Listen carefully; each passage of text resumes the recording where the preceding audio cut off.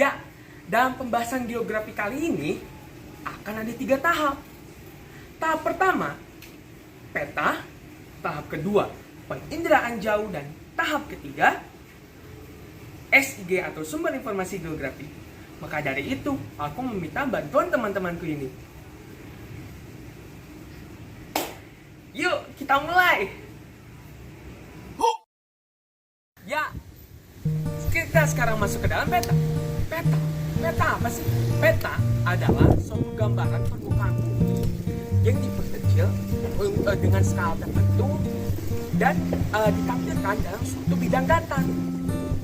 Nah, dalam peta ini ada nih komponen-komponen atau unsur-unsur dalam peta. Nah, apa aja tuh? Yang pertama, ada judul peta. Judul peta ini di bagian atas dan menjelaskan tentang peta apakah ini, kayak peta daerah ini, peta daerah itu. Lalu yang kedua ada skala peta, itu perbandingan jarak di dalam peta. Lalu ada arah mata angin atau orientasi, isinya kalian tahu ya, ada utara, selatan, barat, timur laut dan lain-lainnya.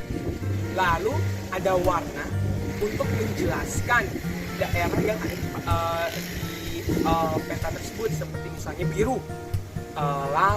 biru itu laut, terus hijau dataran rendah atau hutan, coklat itu pegunungan. Lalu ada simbol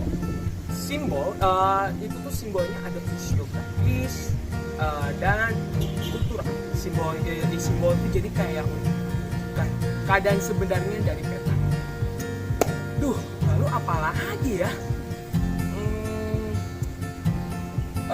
Venom, kamu tahu nggak apa lagi?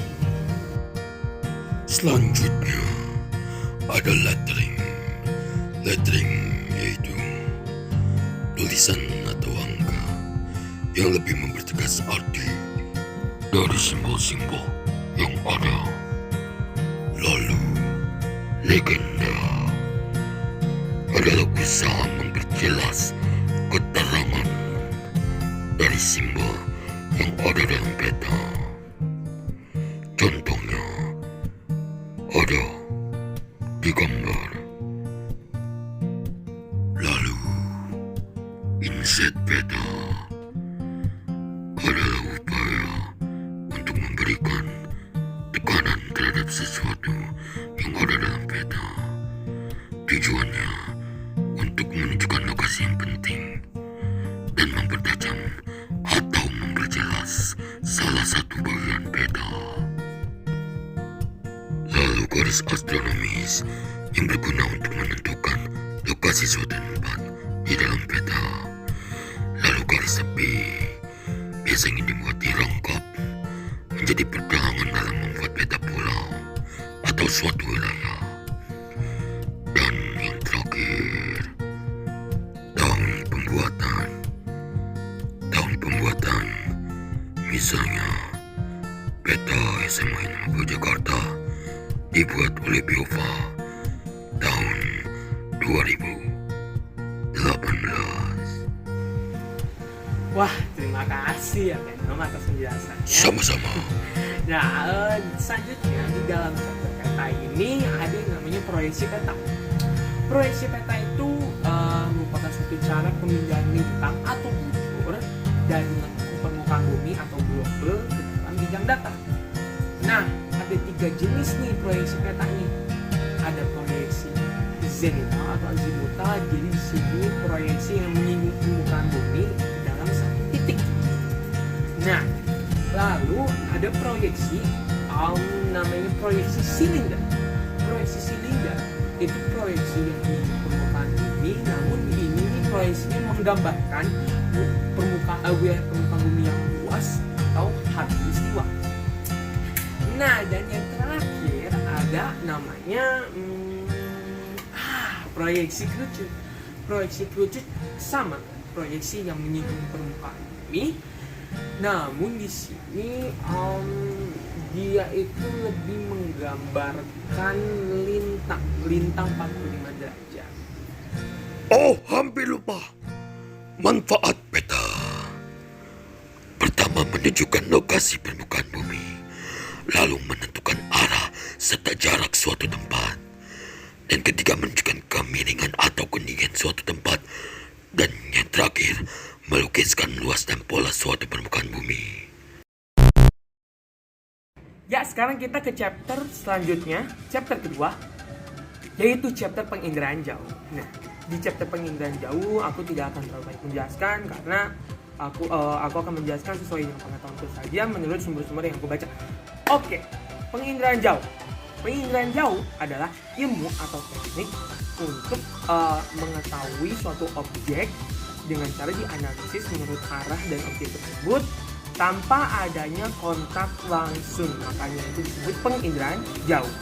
Nah, dalam penginderaan jauh ada komponen-komponennya nih, ada unsur-unsurnya. Yang ada 5 unsur unsurnya. Itu yang pertama ada sistem tenaga, yang kedua ada atmosfer, yang ketiga ada interaksi antara tenaga dan objeknya, keempat ada wahana dan sensor, kelima ada perolehan data, dan keenam pengguna data. Oke, pertama yang sistem tenaga. Sistem tenaga ini ada 2, ada tenaga yang aktif dan pasif. Nah, tenaga aktif itu tenaga yang dibuat dengan manusia. Jadi ada alat-alat untuk menganalisis objek tersebut menggunakan alat-alat manusia, makanya itu aktif. Dan yang pasif itu sumber kekuatan dari bumi dan manusia juga, yaitu matahari, itu yang pasif. Lalu yang kedua ada atmosfer kan, atmosfer ada situ ada interaksi antara tenaga dan objek. Jadi objek ada pantulan dari permukaan bumi di objek tersebut, nah itu diterima oleh namanya sensor, direkam di dalam sensor. Di dalam sensor ada detektor. Nah, ada wahana dan sensor, lalu nanti kita akan jelaskan lebih lanjut setelah komponen-komponen ini. Lalu ada perolehan data, jadi setelah semua di wahana, di sensor, diperoleh datanya kita, dan ada pengguna data. Jadi siapa yang menggunakan data tersebut. Ya, selanjutnya aku akan menjelaskan lebih tentang wahana dan sensor. Wahana, pertama yang wahana nih ya. Wahana adalah kendaraan yang digunakan untuk menyimpan alat perekamnya ini. Alat perekamnya itu sendiri sensor.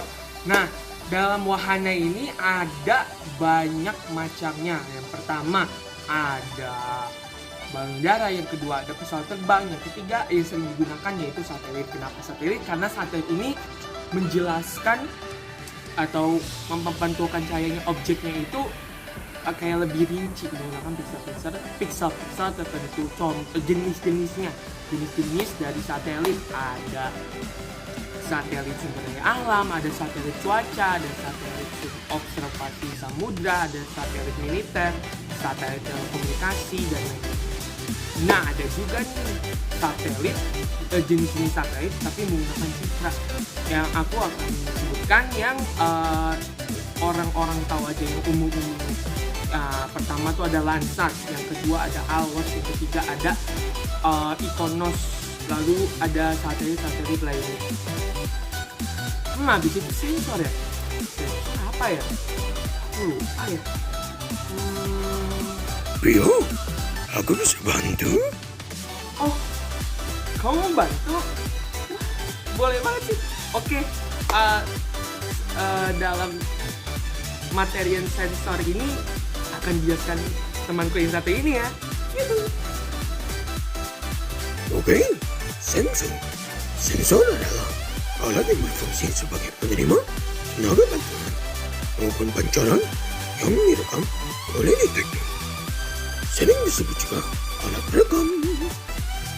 Sensor dibagi menjadi 2. Ada sensor fotografik dan elektronik. Fotografik menggunakan kamera dan berdasarkan pantulan tenaga dari objek. Sedangkan elektronik menggunakan non-fotografik dan berdasarkan sinyal elektronik yang dipantulkan dan dipancarkan pada detektor. Lalu ada proses penginderaan jauh. Ada 4 prosesnya. Yang pertama Spektrum elektromagnetik. Sinar matahari akan mengenai sasaran atau objek yang diinginkan. Lalu penyinaran, lalu pemantulan, dan penangkapan terhadap objek. Lalu yang terakhir perekaman.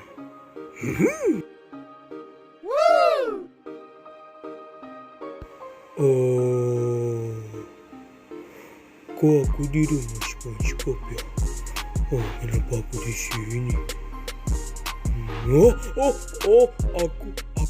Aku mau memberikan materi. Sistem informasi geografi. Oke. Jadi sistem informasi geografi adalah sistem berbasis komputer yang digunakan untuk menyimpan, memanipulasi, dan menganalisis informasi geografi. Habis itu apa? Keunggulan sistem informasi geografi. Pertama ada cara kerjanya cepat, akurat, dan tepat. Lalu hemat biaya, waktu, dan tenaga. Lalu ketiga, mudah menghasilkan peta-peta tematik.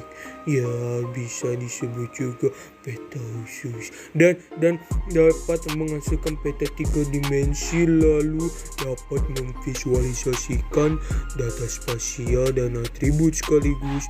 Lalu yang terakhir, menghasilkan data spasial dengan integritas geometri yang mendekati keadaan sebenarnya. Lalu apa lagi ya?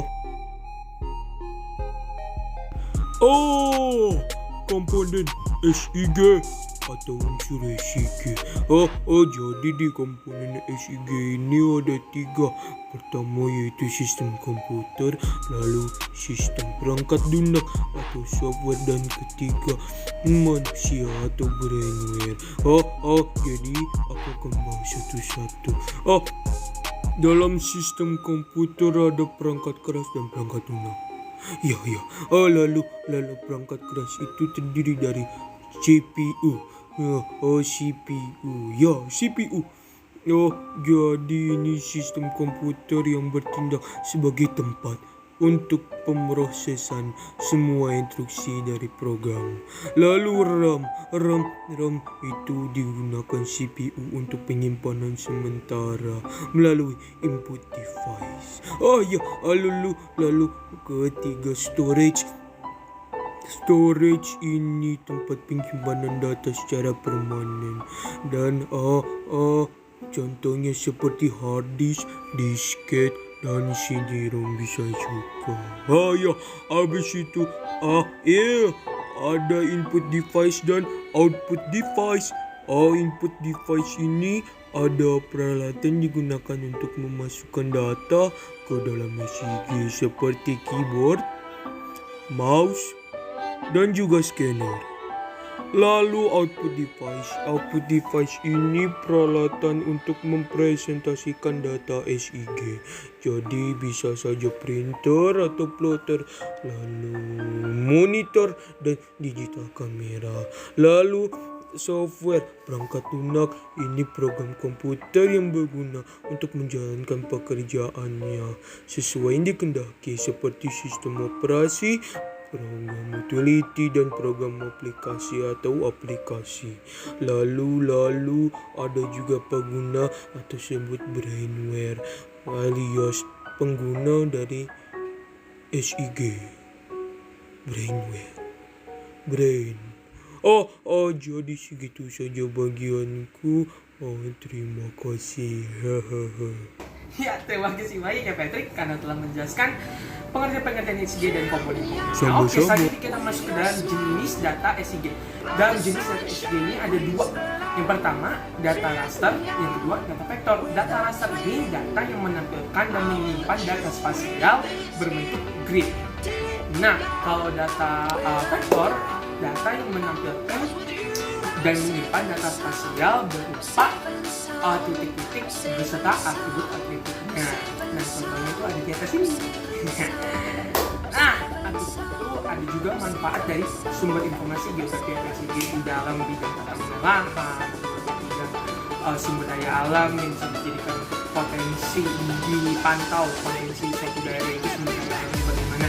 Lalu ada pengawasan pembangunan, itu jadi kayak bisa untuk membangun suatu pembangunan bisa dilihat ya strateginya. Lalu ada pencegahan bencana juga bisa, karena di SIG ini bisa kayak melakukan tindakan preventif gitu supaya mengurangi dampak. Nah, lalu ada hubungan antara Indraja dan SIG. Yang hubungan dari kedua ini sama-sama seperti advantage itu. Jadi kayak kalau misalnya nanti di Impact Indrajau ingin menyimpan atau memverifikasi data, bisa menggunakan SIG. Lalu apa lagi ya?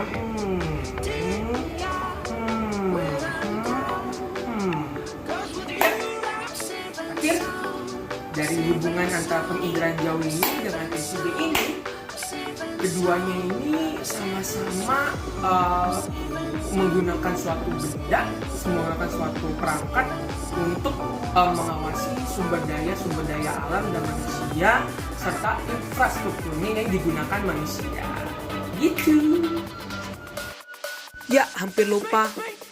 Jangan lupa dengan peta tematik itu bisa disebut dengan peta khusus. Maksudnya apa sih? Jadi peta tematik ini peta yang menggambarkan suatu daerah dalam suatu tata ruang begitu. Jadi contohnya seperti gambar tersebut yang menggambarkan benar-benar kepadatan penduduk Bali. Jadi khusus. Ya, terima kasih karena telah menonton video pembahasan geografi aku kali ini. Semoga bermanfaat dan semoga menyenangkan dan semoga menghibur. Jadi terima kasih. Get me, okay.